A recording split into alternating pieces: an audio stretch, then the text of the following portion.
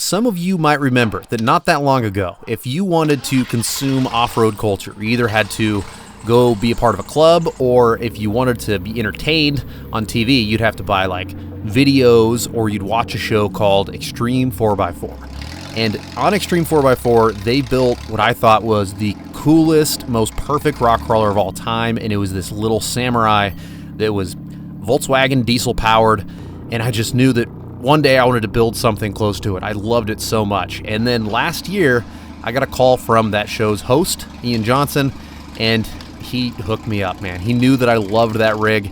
He gave me the opportunity to buy it, so of course I did. And now I've got a build plan. Not that I don't have enough work to do already. We're going to start a Samurai build. And those of you that are fans of Big Tire Garage, you know that he just gave me a huge shout out a couple weeks ago and let everyone know that I have this Samurai. Well, the plan is to take these Unimog axles, these are mine, and we're going to try to shoehorn these into that lightweight Samurai and turn it into a rock crawler. This is my friend John. John builds weird stuff, and John has an awesome skill set with all the machining tools that it takes to convert the flanges, to do all this different stuff.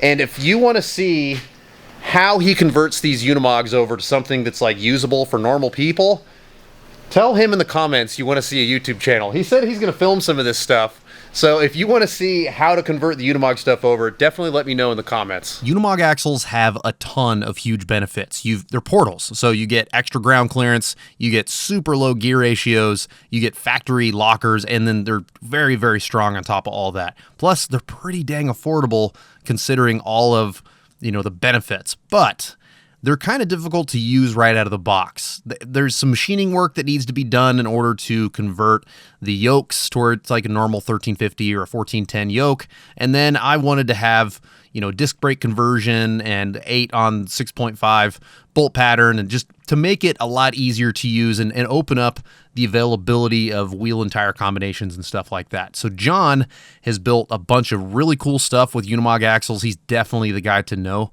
for this stuff, and I'm super lucky that he set aside a little bit of time to help me out and getting the machining done for these Mogs, so whenever I get them back, we can just start working on getting these mounted up to our Samurai. I love this thing. It's just, it's a box of bolts right now. There's so much missing. Steering wheel. This cage is going to have to be modified.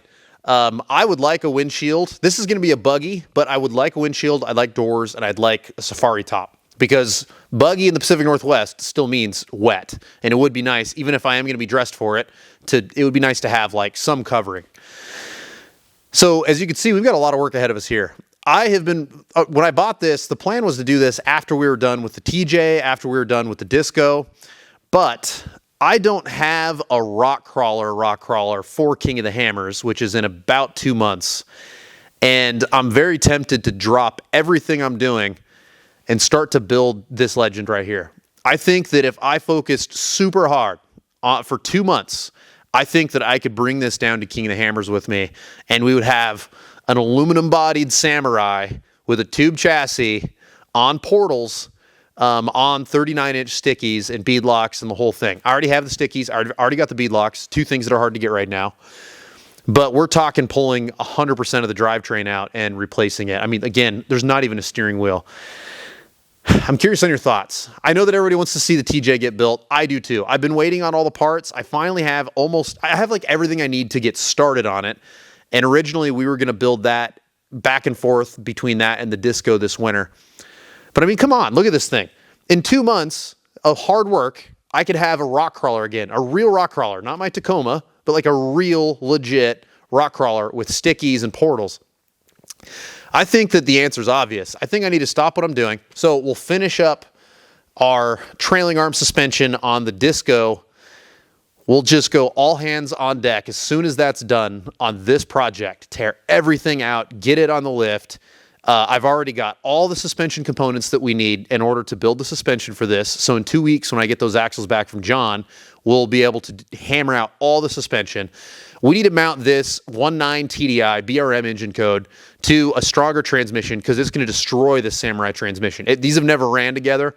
And right now, I've got a perfectly good Samurai transmission and a 6-to-1 case, Samurai case, both worth money when they're not exploded. So I think that the smart move would be pull that stuff out, I already have the NV3550 from my TDI TJ. Already has a TDI adapter. I mean, it's a proven setup. Marry that to this, and then I think we're going to do a Midnight Metalworks T-case. I'm 99% sure that's how this is going to go down. So what do you guys think? I know it's frustrating watching Nate switch projects so much, and but just to have this legendary piece of equipment sitting around my yard is not... I mean, I just like to stare at it. It's just so cool, and I watched it built on TV. There's like legacy involved in this. I want to stop what I'm doing and build this. But if enough of you say you don't want me to, I won't. Let me know in the comments. What do you think I should do? You see where I'm coming from. I've got a whole bunch of unfinished projects. If I work hard as hell for 2 months, I could get one of them done, and we could make some rad rock crawling content with it. And then I would focus on the TDI TJ build, because that's a year-long project. That's why I'm considering not starting it yet, because no joke, it's gonna be the biggest project of my life. So I'm sure you can see where I'm at. Boo-hoo, poor Nate. He's got all these dope rigs he can build. Don't feel sorry for me for sure, but tell me what to do. If you have a YouTuber in mind that you think I should collaborate with on this project, let me know about that too. I think that it would be fun to get some other off-road YouTubers over here in the shop to help me build this Samurai, and then do like a big unveiling down at King of the Hammers. I mean, I don't think we're going to get it like painted or anything, but we could at least get it on a trail and going and, you know, tearing up some rocks and stuff. So if there's somebody that you think would be fun to see come out to my shop and help me build this, let me know. I'm going to reach out to some different people I know in the industry and see if we can get some help over the next month, because realistically, it's not even 2 months until King of the Hammers. It's less than that. So let's see if we can get this done. Let's see if we can get another project on the trail, and let me know what you think. I'm very, very curious about your thoughts. Thank you so much for taking the time to watch this midweek video. I don't do these very often, and I'll see you on Sunday.